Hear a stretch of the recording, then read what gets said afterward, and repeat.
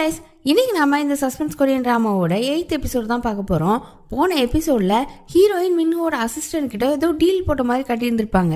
அதுக்கப்புறம் ஹீரோ அந்த அசிஸ்டன்டோட சட்டையை பிடிச்சிட்டு நிக்கிற மாதிரி எபிசோட் முடிஞ்சிச்சு. இப்போ இந்த எபிசோட் ஸ்டார்டிங்ல ஹீரோ இன்னுமே கோவமா அசிஸ்டன்டோட சட்டையை பிடிச்சிட்டு தான் நிக்கிறான். அசிஸ்டன்ட்டும் ஹீரோவோட சட்டையை பிடிச்சி உன்னால இதை ஹேண்டில் பண்ண முடியலன்னா அப்படியே கண்டுக்காம இருந்துருன்னு சொல்றான். அப்புறம் இவங்க 2 பேரும் ஒரு வழியா சட்டையில இருந்து கையை எடுத்து பிரிஞ்சு போனதும் அசிஸ்டன்ட்க்கு ஹீரோயின் கால் பண்ணி ஹீரோ கூட என்ன பிரச்சனைன்னு கேக்குறா. அதுக்கு அவனும் பிரச்சனை எல்லாம் எதுவும் இல்ல, அந்த ப்ராசிக்யூட்டருக்கு உங்க மேல நிறைய அக்கறை இருக்க மாதிரி இருக்கு, இதனால நீங்க பண்ணி கொடுத்த சத்தியத்தை மீறிட மாட்டீங்க தானே அப்படின்னு கேக்குறான். அவளும் கண்டிப்பா நான் மீற மாட்டேன் அப்படின்னு சொல்றா. இன்னொரு பக்கம் சூஹோ அவனுக்கு பேசுறதெல்லாம் நல்லாவே வந்துருச்சு. அவன் இன்னுமே போலீஸோட கஸ்டடியில தான் இருக்கான். அடிபட்டு இருக்கிறதுனால இப்ப ஹாஸ்பிட்டல்ல வச்சிருக்காங்க, இல்லைன்னா ஸ்டேஷன்ல தான் இருந்திருப்பான். இப்ப அவன் போலீஸ் கிட்ட ஹீரோவை பார்க்கணும், ஹீரோ கிட்ட தான் எல்லா உண்மையுமே சொல்லுவேன் அப்படின்னு சொல்லிட்டு இருக்கான். இந்த விஷயம் கேட்டு சீஃப் அவன் கிட்ட வந்து பேசுறாரு. இப்ப சீஃப் தானே இந்த கேஸை ஹேண்டில் பண்ணிட்டு இருக்காரு, என்ன கன்ஃபர்ஸ் பண்ணனாலும் என்கிட்ட சொல்லுங்க, நான் தான் இப்ப இந்த கேஸை பார்த்துட்டு இருக்கேன் அப்படின்னு சொல்லும்போது சூஹோ கட் அண்ட் ரைட்டா உண்மையை சொல்லணும்னா அது ஹீரோ கிட்ட மட்டும்தான் அப்படின்னு கத்தி விட்டுட்டான். இப்போ இவன் ஹீரோ கிட்ட பேசணும்னு சொல்ற விஷயம் இவன் அம்மாவுக்கும் போகுது. அவங்களோட தம்பி தான் அக்கா அக்கான்னு கத்திக்கிட்டே வந்து சூஹோ ஹீரோ கிட்ட பேசணும்னு கேட்டுட்டு இருக்கான்றத சொல்றாரு. அவங்களுக்குலாம் பயங்கர ஷாக்கு. அங்க சூஹோவை பார்த்தா அவனுக்கு இன்னும் கால் நல்லா நடக்க வரல. அவனோட பெட்டு பக்கத்துல ஒரு வீல் சேர் வச்சிருக்காங்க. மெதுவா எந்திரிச்சு அந்த வீல் சேர்ல உட்காரலான்னு பாக்குறான். ஆனா அவனால முடியல, பொத்துன்னு கீழே விழுந்துட்டான். அந்நேரம் கரெக்டா ஹீரோவும் ரூமுக்கு வெளியில நிக்கிற போலீஸ் கிட்ட அவனோட பேட்சை காட்டி உள்ள போலான்னு பாக்குறான். அப்போ சேர்மனோட ஒய்ஃப் அவங்க தம்பி அங்க வராங்க. ஹீரோவை நிறுத்தி அவன் இப்ப யார்கிட்டையும் பேசுற நிலைமையில இல்ல, அவனை போய் இன்ட்ராகேஷன் எல்லாம் பண்ணக்கூடாது அப்படின்னு சொல்றாங்க.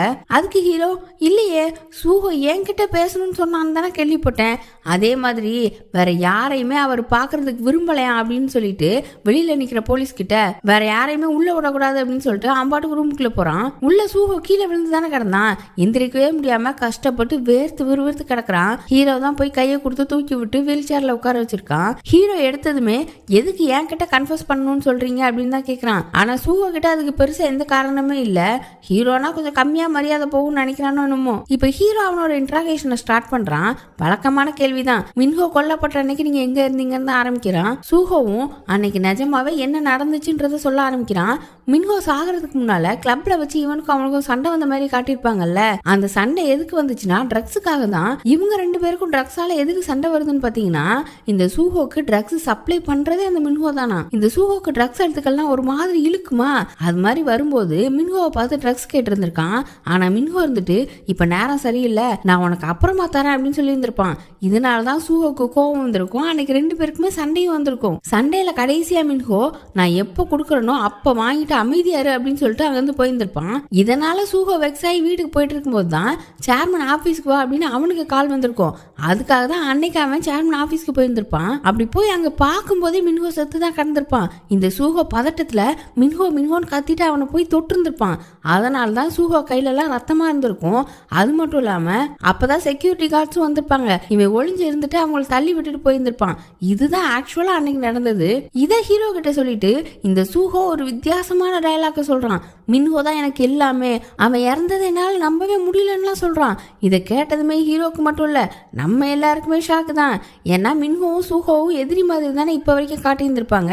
ஆனா இந்த சூஹோ இப்பதான் இன்னொரு பக்க கதையை நமக்கு சொல்றான். சின்ன வயசுல இந்த சூஹோக்கு படம் வரைகிறதுனா ரொம்ப பிடிக்கும். ஒரு நாள் ஸ்கூல்ல நல்லா படம் வரைஞ்சானா அவங்க மிஸ் எல்லாம் பாராட்டி சொல்லி இருந்திருப்பாங்க. இவன் ரொம்ப சந்தோஷமா வந்து அவன் அம்மா கிட்ட அந்த டிராயிங்கை காட்டி பாருங்க அப்படின்னு சொல்லிட்டு இருக்கும்போது அவங்க டப்புன்னு அந்த பெயிண்டிங்கை கிழிச்சு போட்டுட்டு உனக்கு இந்த மாதிரி திறமெல்லாம் தேவையே இல்லை, நீ பிறந்ததுல இருந்தே கோசனை ஆள்றதுக்கு தான் பிறந்த அப்படி இப்படின்னு சொல்லி இருந்திருப்பாங்க. அந்த சின்ன பையனுக்கு அப்பவே அழுகையா வந்திருந்திருக்கும். இப்படியே தான் அவனை நிறைய பண்ணியிருந்திருப்பாங்க. அவனுக்கு அவங்க அம்மா மேல அப்பவே ஒரு கோபம் வளர்ந்துட்டே இருந்திருக்கும். இதுக்கு முன்னால சொன்ன பிளாஷ்பேக்ல மின்ஹோ தானே அந்த நாயை சாகடிச்ச மாதிரி சொல்லி இருந்திருப்பான். ஆனா ஆக்சுவலா அந்த நாயை சாகடிச்சதே சூஹோ தான். அவங்க அம்மாவுக்கு ரொம்ப பிடிக்கும்ன்றதுக்காக அந்த நாயை கொண்டு வந்திருப்பான். சூஹோ தான் அந்த நாயை கொன்னானும் அவனோட அம்மாவுக்கு தெரியும். ஆனாலும் அவங்க மின்ஹோவை தான் அடிச்சிருந்திருப்பாங்க. இது எல்லாத்தையுமே இந்த சூஹோ பார்த்துட்டே இருந்திருப்பான். ஆனா இவனுக்கு அம்மா ஏன் இப்படி ரியாக்ட் பண்றாங்கன்றதை விட இந்த மின்ஹோ ஏன் அவ்வளோ அடி வாங்கியும் நான் கொல்லலன்னு அவன் ஏன் சொல்லலன்றது தான் ஆர்வம். இப்ப இந்த நாயை மின்ஹோ சாகடிச்சான்னு சொல்லியே அவனை இந்த வீட்டை விட்டு அனுப்ப போறாங்க. மின்ஹோ லக்கேஜ் எல்லாம் கார்ல ஏத்திட்டு இந்த சூஹோக்கு ஒரு கிஃப்ட் மாதிரி ஒண்ணு கொடுக்குறான். கொடுத்துட்டு கொடுத்துட்டு பாய் அண்ணா அப்படின்னு சொல்லிட்டு அங்க இருந்து போயிருந்திருப்பான். சூஹோ அந்த கிஃப்டை பிரிச்சு பார்த்தா உள்ள என்ன இருந்துச்சு தெரியுமா? இவன் அழகா பெயிண்டிங் பண்ணான்னு டீச்சர் சொன்னதுக்காக இவங்க அம்மா கிழிச்சு போட்டாங்களா, அந்த பெயிண்டிங்கை இந்த மின்ஹோ அழகா ஒட்டி ஃப்ரேம் பண்ணி இவனுக்காக கொடுத்துருந்துருப்பான். இந்த இடத்துல இருந்து தான் சூஹோக்கும் மின்ஹோக்கும் ஒரு பாண்டிங் வந்துருந்துருக்கும். மின்ஹோவை அமெரிக்காவுக்கு அனுப்பிட்டாங்கல்ல, அவன் அங்கே தான் வளர்ந்துருப்பான். ஆனாலுமே சூஹோ எப்போவுமே மின்ஹோ கூட ஒரு கனெக்ஷன்லேயே இருந்திருந்திருக்கான். 2 பேருமே அடிக்கடி ஃபோன் பண்ணி பேசியிருந்திருப்பாங்க. முக்கியமான முடிவுலாம் சூஹோ மின்ஹோ கிட்ட கேட்டு தான் பண்ணுவானா. சூஹோக்கு கல்யாண வயசு வந்தப்போ அவனோட அம்மா ஒரு 4 பொண்ணுங்க ஃபோட்டோவை காட்டி ஏதாவது ஒன்று செலக்ட் பண்ணுன்னு சொல்கிறாங்க. ஆனால் அவங்களே இந்த பொண்ணை செலக்ட் பண்ணானா நல்லா இருக்கும்னு ஒரு டெசிஷனை வேற முடிவு பண்ணிடுறாங்க. சூஹோக்கு இப்போதைக்கு கல்யாணம் பண்ணுறதுலே இஷ்டம் இல்லை. ஆனால் மின்ஹோ கிட்ட சொல்லும்போது அவனும் இப்போல்லாம் நம்மளால் அம்மாவை எதிர்க்கவே முடியாது, நீ ஒரு நல்ல நிலைமைக்கு வந்ததுக்கு அப்புறம் தான் உன்னால தனியாக முடிவு பண்ண முடியும், அதனால அவங்க சொல்கிற பொண்ணை கல்யாணம் பண்ணிக்கோ, அந்த பொண்ணு ஃபேமிலி நல்ல பெரிய ஃபேமிலி தான் அப்படின்னு சொல்லியிருந்திருப்பான். இந்த சூஹோ மின்ஹோ சொல்கிற எல்லா விஷயத்தையுமே கேட்டுப்பான். இது எல்லாத்தையுமே சூஹோ சொல்லி முடிக்கவும் ஹீரோ இருந்துட்டு, அப்போ உனக்காக எல்லாமே இருந்த தம்பி உங்கள் மனைவி கூட தப்பு பண்ணது உங்களுக்கு கோவம், அதனால தானே அவனை சாகடிச்சிங்க அப்படின்னு கேட்குறான். அதுக்கு இந்த சூஹோ, நான் கொலை பண்ணுற அளவுக்கு யாரையுமே விரும்பல, மின்ஹோவுக்கு என்னோட வைஃப் தான் வேணும்னு கேட்டிருந்தா நான் ஃபர்ஸ்டே கொடுத்துருப்பேன்னு வேற ரொம்ப கேவலமா பேசுறான். ஹீரோ, நீங்கெல்லாம் மனுஷங்களாடா, எதுக்கடா இவ்வளோ கேவலமா இருக்கீங்க அப்படின்னு கேட்கும்போது, ஏன்னா எனக்கு மின்ஹோ அவ்வளோ முக்கியம், அவன் பண்ணது எல்லாமே எனக்காக மட்டும்தான், நான் அவனுக்காக என்ன வேணாலும் பண்ணுவேன், என்ன ட்ரக்ஸ் எடுத்துக்கோன்னு சொன்னான், நான் செஞ்சேன், என் ஒய்ஃப் கூடவே இருந்தான், நான் அதுக்கும் எதுவும் சொல்லலை, ஏன்னா எல்லாமே என் நல்லதுக்காகவா தான் இருக்கும்னு நான் நம்பினேன், ஏன்னா அவன் மட்டும்தான் என்னை முழுசா புரிஞ்சுக்கிட்டான், அவன் மட்டும்தான் அப்படின்னு சொல்லி கண்ணெல்லாம் கலங்கி ரொம்ப எமோஷனலா பேசுறான். ஹீரோக்கு இதெல்லாம் நம்பவே முடியல. இந்த கதையெல்லாம் என்கிட்ட சொன்னா நான் நம்பிடுவேனா அப்படின்னு சொல்லும்போது, நம்பினா நம்புங்க, நம்பலனா போங்க, ஆனா நான் மின்ஹோவை கொலை பண்ணல அப்படின்னு சொல்றான். சரி, அப்படின்னா இது எல்லாத்தையுமே ஏன் இப்போ சொல்லணும்னு உங்களுக்கு தோணுச்சுன்னு கேட்கும்போது, அதுக்கு இந்த சூஹோ என்ன சொல்றான்னா, நான் பால்கனில இருந்து குதிச்சப்பதான் எனக்கு ஒரு யோசனை வந்துச்சு, நிஜமாவுமே மின்ஹோ என்னோட சந்தோஷத்துக்காக தான் எல்லாமே பண்ணானான்றது அப்படின்னு சொல்றான். இவன் இதெல்லாம் சொன்னதுக்கு அப்புறம் தான் நமக்கு ஒண்ணு புரியுது, இந்த மின்ஹோ எல்லாரையுமே ஏமாத்தி தான் இருந்திருக்கான். சூஹோவோட ஒய்ஃபையும் ஏமாத்திருக்கான், சூஹோவையும் சின்ன வயசுல இருந்து ஏமாத்திட்டு இருந்திருக்கான். இப்ப ஹீரோ சூஹோ கிட்ட பேசிட்டு சீஃப் கிட்ட போய் அவன் மின்ஹோவை சாகடிக்கலன்னு சொல்றான். ஹீரோக்கு சூஹோ சொல்றது உண்மை மாதிரி தான் தோணுது. ஆனா சீஃப் இருந்துட்டு, அவன் சும்மா ஏமாத்துவான், நம்ம அப்படிலாம் விடக்கூடாது, அவனுக்கு எதிரான ஆதாரத்தை திரட்டணும் அப்படின்னு சொல்றாரு. அடுத்து நம்ம ஹீரோ டீம் லீடர் கிட்டையும் சூஹோவை பத்தி சொல்றான். அவரும், நீ அவரை நம்புற அப்படின்னா நாம அவனை விட்டுட்டு அடுத்த சஸ்பெக்ட பார்க்கணும், ஹீரோயின் எல்லாம் வேற யாராச்சும் அப்படின்னு சொல்றாரு. ஹீரோ அதை காதுல வாங்கிக்காத மாதிரி அப்படியே பேச்ச மாத்துறான். இன்னொரு பக்கம் யூராவுக்கு ஒரு ஜூனியர் இருந்தானா, அவனை தானே இப்ப அவ அசிஸ்டண்டா வச்சிருக்கா. யூரா ஒரு நாள் அந்த அசிஸ்டன்ட் கிட்ட ஹீரோவோட டீம்ல உள்ளவங்களோட லிஸ்ட் எல்லாம் கொடுத்து ஏதாச்சும் பண்ண முடியுமா அப்படின்னு கேட்டிருந்திருப்பா. இப்ப இந்த ஜூனியர் அந்த லிஸ்ட் எல்லாம் வச்சுட்டு ஒருத்தர் ப்ரொஃபைலா பார்த்துட்டு இருக்கான். அப்ப நம்ம டிடெக்டிவ் லீயோட ப்ரொஃபைல் வரும்போது அவர் எங்க படிச்சாரு அப்படின்றத பார்த்துட்டு, இந்த ஸ்கூலா அப்படின்னு சொல்லிட்டு இப்ப நேரா டிடெக்டிவ் லீ வேலை பார்க்குற ஆஃபீஸ்க்கே அவரை பார்க்கறதுக்கு போயிட்டான். அப்படியே நல்லா தெரிஞ்ச ஆள் மாதிரி, டெய்லி என்ன ஞாபகம் இருக்கா, நீ படிச்ச ஸ்கூல்ல நான் சீனியரா அப்படின்னு ரொம்ப க்ளோஸான ஆள் மாதிரி பேசுறான். ஆனா டிடெக்டிவ் லீவுக்கு இவன் ஞாபகமே இல்லை, அப்படியே யோசிச்சுட்டு இருக்காரு. அப்படியே இங்க கட் பண்ணி ஹீரோவை கட்டுறாங்க. அவன் அவனோட வீட்டில் உட்காந்து ஒரு விஷயமா யோசிச்சு பார்க்கறான். சூஹோ வேற மின்ஹோவை சாகடிக்கலன்னு சொல்றான். அவன் சொல்றதை கேட்டாலும் நம்புற மாதிரி தான் இருக்கு. டீம் லீடர் அடிக்கடி ஹீரோயினை சஸ்பெக்ட் ஆகணும்னு சொல்லிக்கிட்டே இருக்காரு. ஹீரோயின் வேற அன்னைக்கு என்ன நடந்துச்சுன்னு சொல்ல மாட்டேங்கிறா அப்படின்னு எல்லாத்தையும் உட்காந்து யோசிச்சுட்டு இருக்கான். அப்ப அவனுக்கு ரிப்போர்ட்டர் ஃப்ரெண்டு கால் பண்ணி, டேய் உனக்கு தெரியுமா சேர்மன் கண்ணு முடிச்சிட்டாராண்டா, உனக்கு தெரியுமா தெரியாதான்னு கேட்க இவனுக்கு ரொம்ப ஷாக்கு. உடனே ஹாஸ்பிட்டல் கிளம்பிட்டான். அவரை பார்க்கலான்னு ரூம் கிட்ட போகும்போது வெளியே தான் பாடி கார்ட்ஸ் நிற்பாங்கல்ல, உள்ளவே விட மாட்டேங்கிறாங்க. அந்நேரம் உள்ள ரூம்குள்ள இருந்து அலாரம் அடிக்கிற சவுண்ட் கேட்க என்னாச்சு ஏதாச்சுன்னு பாடி கார்ட்ஸ் எல்லாம் உள்ள ஓடுறாங்க. அடுத்து எக்கச்சக்க டாக்டர்ஸ் ஓடுறாங்க. என்னாச்சுன்னு பார்த்தா சேர்மன் பெட்ல இருந்து எந்திரிச்சு போறதுக்கு ட்ரை பண்றாரு. அவர் அடக்கவே முடியல. 4-5 பேர் சேர்ந்து புடிச்சிட்டு இருக்காங்க. விடுங்கடா விடுங்கடான்னு கத்திக்கிட்டே எந்திரிக்க ட்ரை பண்ணிட்டு இருக்காரு. உடனே அங்க உள்ள டாக்டர் ஒருத்தர் எல்லாருமே வெளியே போக சொல்லிட்டு அவர் மட்டும் சேர்மன் கிட்ட பேசுறாரு. சேர்மனுக்கு இப்ப மின்ஹோவை பார்க்கணும், அது மட்டும் இல்லாம அவரை இப்படி அடைச்சு போட்டிருக்கிறது அவருக்கு சுத்தமாவே பிடிக்கல. என்னை யார் நினைச்சீங்க அப்படி இப்படின்னு டாக்டரை கத்துறாரு. டாக்டர் எதுவுமே பேசல, அப்படியே அமைதியா வெளியே போயிட்டாரு. நம்ம ஹீரோவை பார்த்தா எல்லாரும் அவசர அவசரமா உள்ள போனாங்கல்ல, அந்த கேப்ல இவன் ஒரு கபோர்டுக்கு பின்னால நல்லா ஒளிஞ்சுக்கிட்டான். இப்ப எல்லாரும் வெளியில போனதும் அந்த கபோர்டு கம்போர்ட்ல இருந்து வரான். இவர் இப்படி பிரச்சனை பண்றாருன்னு டாக்டர் சொல்ல இப்ப சேர்மனோட ஒய்ஃபும் தம்பியும் கார்ல வந்துட்டு இருக்காங்க. ஆல்ரெடி சேர்மன் கண்ணு முழிச்சாருன்ற நியூஸ் நிறைய பேர் கிளிக் ஆயிடுச்சு போல. எல்லாருமே வந்து இந்த தம்பிக்காரங்கிட்ட தான் விசாரிக்கிறாங்களாம். என்கிட்ட தான் எல்லாரும் வந்து கேக்குறாங்க. எனக்கு ரொம்ப பயமா இருக்குன்னு அவர் புலம்பிட்டே வர்றாரு. சேர்மனோட ஒய்ஃப்க்கு என்ன பண்றதுன்னு கொஞ்சம் யோசனையாவே இருக்கு. அதுவும் அந்த ஹெலிகாப்டர் ஆக்சிடென்ட் விஷயத்தெல்லாம் அந்த சேர்மன் கலர ஆரம்பிச்சானா நம்ம கதை முடிஞ்சுது அப்படின்னு தம்பிக்காரர் ரொம்ப புலம்ப. அப்புறம் இங்க கட் பண்ணி பைலட்டோட ஒய்ஃபை கட்டுறாங்க. அவங்கள அந்த கூண்டுக்குள்ள தானே அடைச்சு வச்சிருந்தாங்க. அவங்க உள்ள உட்காந்துட்டு பண்ண தப்பெல்லாம் யோசிச்சு பாக்குறாங்க. இவங்க தானே பைலட்டுக்கு அலர்ஜி ஆகிற மாதிரி ஐ டிராப்ஸ் கொடுத்தது. எல்லாத்தையுமே உட்காந்து யோசிச்சு இங்க இருந்து எப்படிடா தப்பிக்க போறோம் அப்படின்னு பைத்திய மாதிரி கத்திட்டு இருக்காங்க. அப்ப அவங்க பக்கத்துல ஒரு ஹேர்பின் ஒண்ணு கிடக்குது. அதை கையில எடுக்கிறாங்க. அதை வச்சு என்ன பண்ணுவாங்க அப்படின்றத அப்புறம் பார்ப்போம். அப்புறம் அப்படியே இங்க கட் பண்ணி ஹீரோக்கு வந்துட்டாங்க. ஹீரோ சேர்மனோட ரூம்குள்ள தெரியாம வந்துட்டான்ல. இப்ப அவர்கிட்ட போய் என்ன ஞாபகம் இருக்கா அப்படின்னு கேக்குறான். அவருக்கு நல்லாவே ஞாபகம் இருக்கு. இப்ப இவன் கிட்டையும் மின்ஹோ பத்தி தான் கேக்குறாரு. அவன் உயிரோட தானே இருக்கான் அப்படின்னு கேக்குறாரு. ஹீரோவும் மின்ஹோ டெட் பாடி உங்களோட ஆபீஸ்ல தான் கிடைச்சது, அவன் செத்துட்டான் அப்படின்னு சொல்றான். இதை கேட்டதுமே சேர்மனால தாங்க முடியல. என் மின்ஹோ செத்துட்டானா? இது அவளோட வேலையா தான் இருக்கும். மின்ஹோவை சாகடிச்சவளை நான் சும்மாவே விட மாட்டேன், பீஸ் பீஸா பிச்சிருவேன், அவங்கள நான் சாகடிச்சிருவேன்னு கத்துறாரு. இப்ப இப்படி அவர் பேச பேச இவனுக்கு தன்னோட அப்பா அம்மா இறந்ததுதான் ஞாபகம் வருது. எது சாகடிச்சிருவீங்களா? இப்படிதானே என் அப்பாவை சாகடிச்சிங்க அப்படின்னு கேக்குறான். அப்புறம் ஹீரோவோட அப்பா பேரை கேட்டதும் இவருக்கு ஒரு மாதிரி பதட்டம் ஆகுது. இப்போ ஹீரோவையே ஹீரோவோட அப்பா மாதிரி நினைச்சிட்டு அவர் பேசுறாரு. அப்ப கரெக்டா சேர்மனோட ஒய்ஃப் உள்ள வந்துட்டாங்க. ஹீரோ சேர்மனை உக்கிரமா பார்த்து முறைக்க சேர்மன் ஹீரோவை பார்த்து பயந்துட்டு இருக்காரு. சேர்மனோட ஒய்ஃபும் வெளியில நிக்கிற பாடி கார்ட்ஸ் எல்லாம் கூப்பிட்டு ஹீரோவை இழுத்துட்டு போக சொல்றாங்க. அவன் 2 ஸ்டெப் எடுத்து வச்சதும் திரும்பவும் சேர்மன் மின்ஹோவை கேட்க ஆரம்பிச்சிட்டாரு. அது மட்டும் இல்லாம இப்பவும் ஹீரோவை பார்த்து அவனோட அப்பா பேரையே சொல்லி கூப்பிடுறாரு. நீ தான் செத்துட்டேன்னு சொல்றாரு. திரும்ப திரும்ப சாரி கேட்டுட்டே இருக்காரு. என்னடா இது வித்தியாசமா நடக்குதுன்னு எல்லாரும் பார்த்தா அவருக்கு மூளையில பிரச்சனை. ஆக்சிடென்ட்ல அவருக்கு மூளையில அடிபட்டு ஒரு மாதிரி ஆயிட்டாரு. இந்த விஷயத்த சரி பண்ணவும் முடியாதுன்னு டாக்டர் சொல்லிட்டாங்களாம். கொஞ்ச நேரம் கழிச்சுதான் இப்ப யூராவை சேர்மனை பார்க்கவே விட்டுருக்காங்க. அவ அப்பாவோட கையை பிடிச்சி அப்பான்னு கூப்பிடும் போது அவர் ஏதோ சின்ன பிள்ளைங்க சிரிக்கிற மாதிரி ஒரு மாதிரி சிரிக்கிறாரு. சுகமும் அவரை பாக்குறதுக்காக வந்திருக்கான். இவங்க அம்மாவும் அங்கதான் உட்காந்துட்டு இருக்கு. எது நடந்தாலும் நல்லதுக்கு தான் அப்படின்ற மாதிரி சொல்றாங்க. யூராக்கு செம்மையா கோவம் வந்துட்டு என்னம்மா இப்படி பேசிட்டு இருக்கீங்க, அப்பாவை எப்படி சரி பண்ணலான்னு பாருங்க அப்படின்னு கத்துறா. சுகோ அப்படியே அமைதியா அந்த ரூம் விட்டு போலான்னு போகும்போது அவன் அம்மா வந்து நீ எதுவும் கவலைப்படாத, நான் எல்லாத்தையுமே பாத்துக்கிறேன் அப்படின்னு சொல்றாங்க. அவனுக்கு செம்மையா கோவம் வந்துட்டு இது எல்லாத்தையுமே பண்றது நீங்க தானே, எனக்கு தெரியும், அப்பா இப்படி நடந்துக்கிறதுக்கும் நீங்க தான் காரணம், மின்ஹோவை இப்படி பண்ணது நீங்க தானே அப்படின்னு கேக்குறான். இந்த அம்மா எதுவுமே இல்லைன்னு சொல்லல, நான் ஏன் இதெல்லாம் பண்றேன்னு உனக்கு தெரியாதா, மித்த எல்லாரும் என்ன தப்பா பேசினாலும் உனக்கு என்ன பத்தி தெரிய வேண்டாமா அப்படின்னு சொல்றாங்க.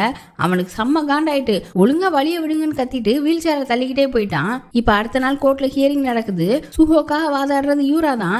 அவன் என்ன ஸ்டேட்மெண்ட் வைக்கிறானா, சுஹோ தான் கொலை பண்ணான்றதுக்கு எந்த டைரக்ட் எவிடன்ஸுமே இல்ல, அவன் அந்த சீன்ல இருந்தான்றதுக்காக அவன் தான் குற்றவாளின்னு சொல்லக்கூடாது. அப்ப அந்த 2 செக்யூரிட்டிஸையும் சஸ்பெக்ட்னு சொல்லுவீங்களா? ஏன் ப்ராசிக்யூஷன் தரப்பு வேற யாரையுமே சஸ்பெக்டா பார்க்க மாட்டேங்குது அப்படின்னு கேக்குறா. இப்ப ப்ராசிக்யூஷன் தரப்புல இருக்கிறது நம்ம ஹீரோ தான். அவனுக்கு தான் இப்ப சூஹோ மேல சந்தேகம் போயிடுச்சுல, அதனால அவன் எதுவுமே எதிர்ப்பு வாதம் வைக்கல. ஜட்ஜும் சூஹோவை போலீஸ் கஸ்டடியில இருந்து எடுத்து விடுறதா தீர்ப்பு கொடுத்துட்டாரு.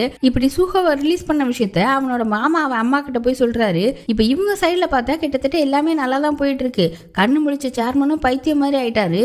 சுஹோவை ரிலீஸ் பண்ணிட்டாங்க.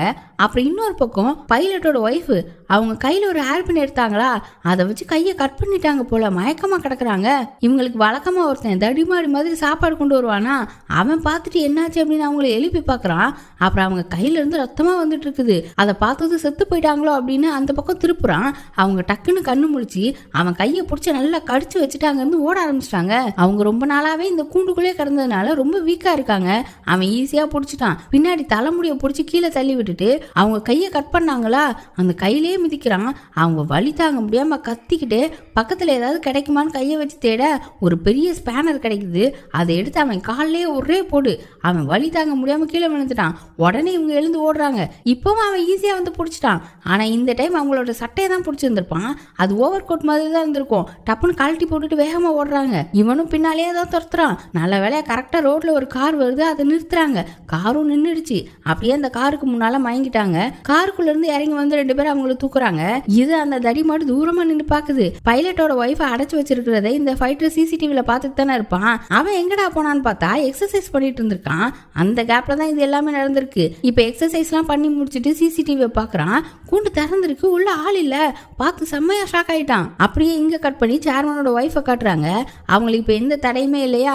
போர்டு மெம்பர்ஸ் எல்லாம் கூப்பிட்டு நம்ம சூஹோவை சீக்கிரமா பதவியில உட்கார வைக்கணும், அப்பதான் கம்பெனி நல்லா போகும் அப்படின்னு சொல்லிட்டு இருக்கும்போது சேர்மன் கோமால இருந்து எழுந்த நியூஸ் டைரக்டர்ஸ் எல்லாருக்குமே போயிருக்கு. உடனே ஒரு டைரக்டர் எழுந்துச்சு, அதான் சேர்மன் முழிச்சிட்டாராமே, அதுக்கப்புறம் எதுக்கு சூஹோவை பிரசிடென்ட் ஆகணும் அப்படின்னு கேட்கிறாரு. இவங்களுக்குலாம் இன்னும் சேர்மன் தலையில பிரச்சனை இருக்கிற விஷயம் தெரியாது. எல்லாருமே என்னென்னமோ பேசுறாங்க. இந்த அம்மா கூலா உட்காந்துட்டு நேரா ஹாஸ்பிட்டலுக்கு வீடியோ கால் பண்ணிட்டாங்க. அப்படியே எல்லாருக்குமே சேர்மனை காட்டி அவருக்கு மூளையில பிரச்சனை, அவருக்கு இப்படி நடந்தது வருந்தக்கூடியதுதான், ஆனா நம்ம அடுத்த கட்டத்துக்கு போகணும், சீக்கிரமாவே சூஹோவை பிரசிடென்ட் ஆக்கணும் அப்படின்னு சொல்லிட்டு அங்கிருந்து எந்திரிச்சு போறாங்க. இவ்வளவு நேரம் கத்திட்டு இருந்தவங்களால இப்போ ஒரு வார்த்தை கூட பேச முடியல. எல்லாருமே அந்த அம்மாவுக்கு தலை குனிஞ்சு வணக்கம் வச்சுட்டு இருக்காங்க. இப்ப இங்க பேசி முடிச்சுட்டு கார்ல ஏறி உட்கார்றாங்க. அடுத்து இவங்க தம்பி ஏறலான்னு போகும்போது கார்ல எல்லா டோருமே லாக் ஆயிட்டு, என்னடான்னு பார்த்தா கார்ல இருக்கிற டிரைவர் தான் எல்லாத்தையுமே லாக் பண்ணிட்டு வண்டியை எடுத்துட்டாரு. என்னடா வித்தியாசமா இருக்கேன்னு பார்த்தா அங்க டிரைவரா உட்கார்ந்துட்டு இருக்கிறது நம்ம ரிக்கி. இப்ப இந்த ரிக்கி சேர்மனோட ஒய்ஃப் கிட்ட, என்ன மேடம் என்ன மறந்துட்டீங்களா, நான் தான் உங்க டிரைவர்னு சொல்றாரு. அப்ப 30 வருஷத்துக்கு முன்னாடி இந்த அம்மாக்கு ரிக்கி டிரைவரா வேலை பார்த்துட்டு இருந்திருக்காரு. எதுக்கு இப்படி பண்ற அப்படின்னு கத்திக்கிட்டே அவங்க போலீஸ்க்கு போன் பண்ணலான்னு எடுக்கிறாங்க. உடனே ரிக்கி, ஒரு நிமிஷம் மேடம், இதை பார்த்துட்டு நீங்க போலீஸ்க்கு போன் பண்றதா வேணாமான்னு யோசிச்சுக்கோங்க அப்படின்னு ஒரு போட்டோவை காட்டுறாரு. அந்த போட்டோல என்ன இருந்துச்சு நமக்கு காட்டல. ஆனா இந்த ரிக்கிய மின்ஹோட அசிஸ்டன்ட் கடத்தினால, அது யார் கடத்த சொன்னா நமக்கு காட்டியிருக்க மாட்டாங்க. கை தட்டுற சத்தம் மட்டும்தான் கேட்டிருக்கோம். அதோட சீன் கட் பண்ணி இருந்திருப்பாங்களா? அப்ப யார் அங்க வந்திருப்பானா?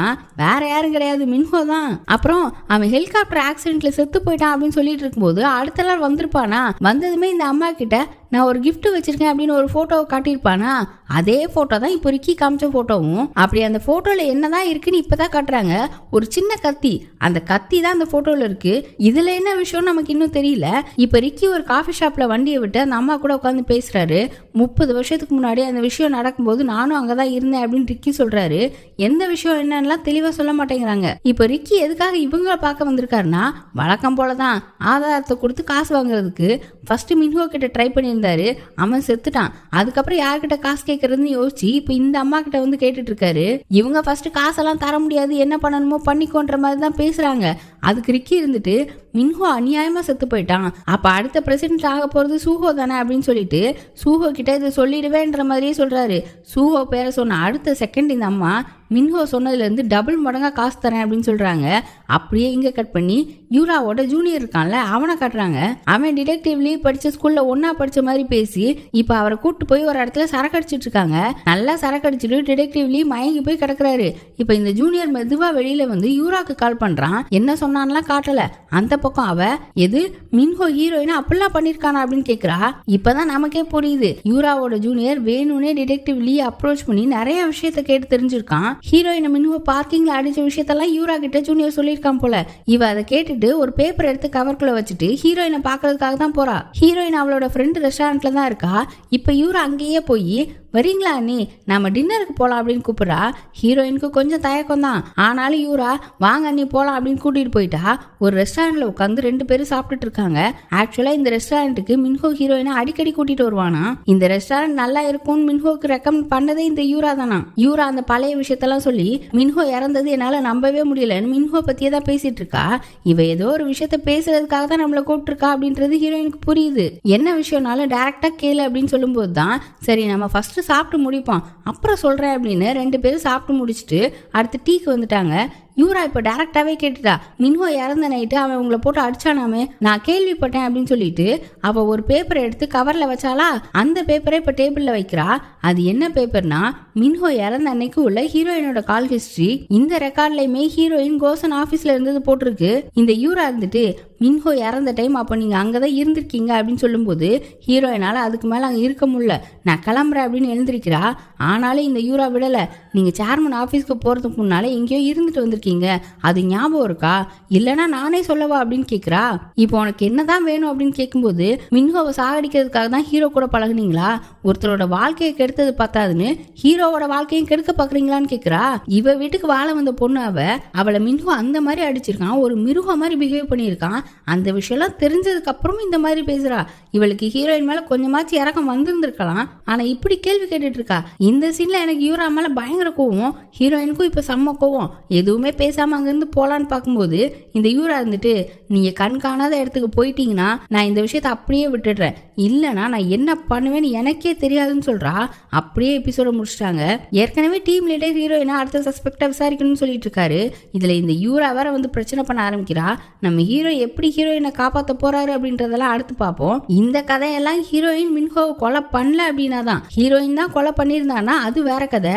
எல்லாத்தையுமே அடுத்த எபிசோட்ல பார்ப்போம். அதுக்கு சேனலை சப்ஸ்கிரைப் பண்ணி பெல் ஐக்கானை பிரஸ் பண்ணி வச்சுக்கோங்க. வீடியோ பிடிச்சிருந்தா லைக் பண்ணுங்க, ஷேர் பண்ணுங்க. Bye by.